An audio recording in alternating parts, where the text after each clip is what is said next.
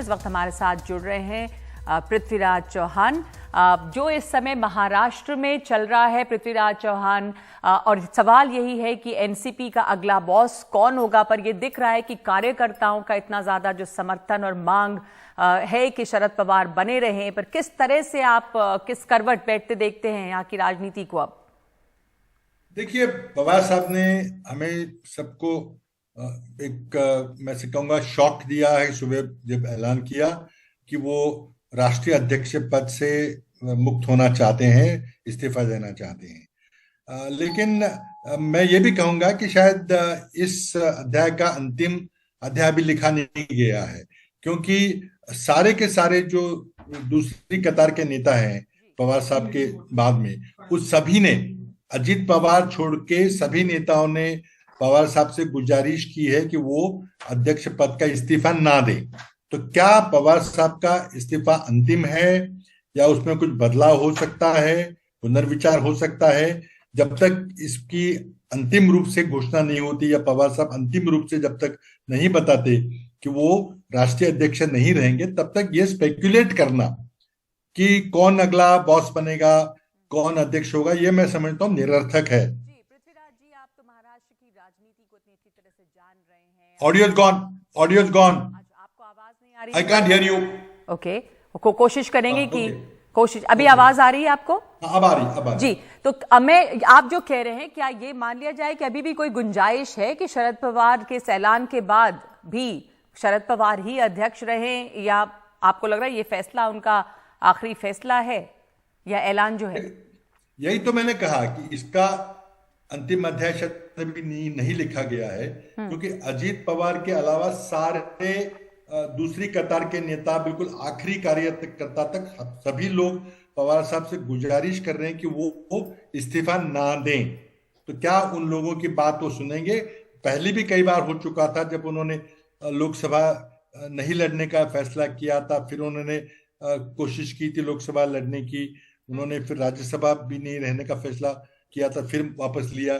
तो मैं समझता हूं कि जो कार्यकर्ताओं की और जो नेतागण है, जैसे कि उन्होंने 15 लोगों की एक कमेटी बनाई है, कमेटी में एक व्यक्ति को छोड़कर, अजीत पवार को छोड़कर बाकी सभी लोग कह रहे हैं कि नहीं पवार साहब आप नहीं जाएंगे हमको छोड़कर।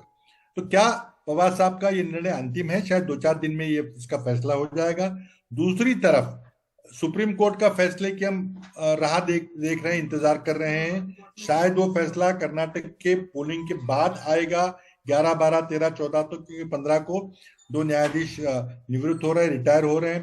तो वो भी बहुत बड़ा अहम फैसला होगा। क्या शिंदे मुख्यमंत्री और उनके 15 साथी 16 जनों को निष्कासित किया जाएगा, निलंबित किया जाएगा, और महाराष्ट्र को नए मुख्यमंत्री की तलाश रहेगी?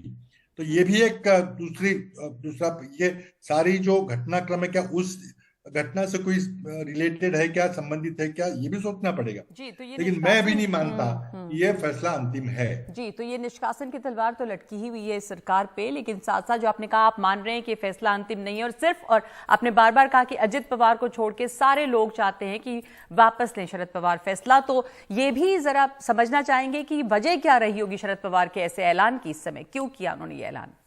देखिए, पवार साहब क्या सोचते हैं वो तो उनके घर वालों को भी पता नहीं रहता। तो किसी और को बाहर से ये सोचना कि वो क्या सोच के उन्होंने कोई फैसला किया है, तो असंभव है। अटकलें बहुत सारी चल रही है। तो क्या जो एक दूसरा एक पहलू है कि मैं भी कर्नाटक में कांग्रेस की प्रचार के लिए मैं यहाँ पे बेलगांव में हूँ।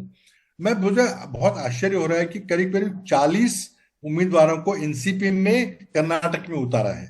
अब ये उम्मीदवार सिर्फ कांग्रेस के वोट का बंटवारा करेंगे, जबकि कांग्रेस जीतने जा रही है। तो क्या कांग्रेस के वोटों का बंटवारा करके बीजेपी को मदद देकर कांग्रेस एनसीपी क्या हासिल करना चाहती है, मैं नहीं समझ पा रहा। तो एनसीपी में काफी घमासान चल रहा है। एनसीपी के कुछ नेतागण भाजपा के साथ जाना चाहते हैं, अजित पवार खुद भाजपा के मुख्यमंत्री होना चाहते हैं। तो क्या नरेंद्र मोदी ये बात स्वीकार करेंगे? मैं नहीं मानता ये बहुत आसान बात होगी। क्या आरएसएस, मोदी जी इतने डेस्परेट है जीतने के लिए महाराष्ट्र कि वो कुछ भी करने को तैयार है? तो ये मैं समझता हूं कि अगर अजित पवार अगर मुख्यमंत्री नहीं बनेंगे तो शायद बीजेपी में नहीं जाएंगे। लेकिन आज की तारीख में एमवीए बिल्कुल पूरी तरह से स्ट्रांग है। परसों कल ही हमारी मुंबई में काफी बड़ी रैली हुई थी, तीनों पार्टी के नेतागण वहां थे, तो इसलिए एनवीए बिल्कुल इंटैक्ट है। अब एमवीए का एक घटक पक्ष जो है वो एनसीपी है, उसका नेता कौन है एनसीपी का अंदरूनी मामला है, उस पर हमारा पर कोई इस पर टिप्पणी करना उचित एनसीपी नहीं की जो रहेगा। टूट फूट या जो हलचल या जो खबरें हैं टूट फूट की या जो समस्या है उसका एमवी इस पर भी असर पड़ेगा महाराष्ट्र हाँ महाविकास देखिए, आघाड़ी पे। देखिए अगर अगर पूरे के पूरे एनसीपी एमवीए छोड़कर बीजेपी के साथ जाती है तो ठीक है कि फिर एमवीए नहीं रहेगा तीन पार्टियों का। अगर कुछ लोग जाते हैं तो कोई फर्क नहीं पड़ेगा। जी लेकिन जी। मैं नहीं समझता कि आज के हालात के बाद ऐसी कोई घटना घटने वाली है।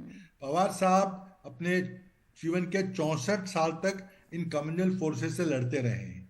क्या आखिरी दिन में वो कम्युनल फोर्सेस से जाएंगे? मैं नहीं समझता। पर तो आप क्या कह बीजेपी के साथ जाने की बात पे कोई टकराव है क्या घर में या फैमिली में या एनसीपी में? मैं नहीं जानता। बड़ी उनका बात है, ये भी अंदरूनी एक मामला है। इम्पोर्टेंट पॉइंट है कि क्या इस बात को लेकर फैमिली में टकराव है। फैमिली में कुछ टकराव तो है, पर क्या मुद्दा है आपने कहा। अब ये कहना बहुत मुश्किल है बाहर से कि क्या फैमिली में कोई टकराव है। जी जी लेकिन जी। ये बात पक्की है कि कुछ लोगों ने अपनी राय जाहिर की थी हाँ कि शायद वो बीजेपी के साथ जाकर मंत्री बनना बिल्कुल चाहेंगे, बिल्कुल। विपक्ष जी में नहीं बैठना चाहेंगे, उनको एजेंसी की बहुत तकलीफ हो रही है। ये भी एक बहुत बड़ा मुद्दा है। तो एजेंसी की तकलीफ बचाने के लिए भी कई लोग ठीक। फैसला जी लेने के पक्ष में हैं। बहुत बिल्कुल तो बिल्कुल। अभी पता नहीं क्या एनसीपी का अंतिम क्या हाँ फैसला अभी होगा। ये कहा नहीं जा सकता। धन्यवाद आपका पृथ्वीराज साहब हमसे बात करने के शुक्रिया। लिए।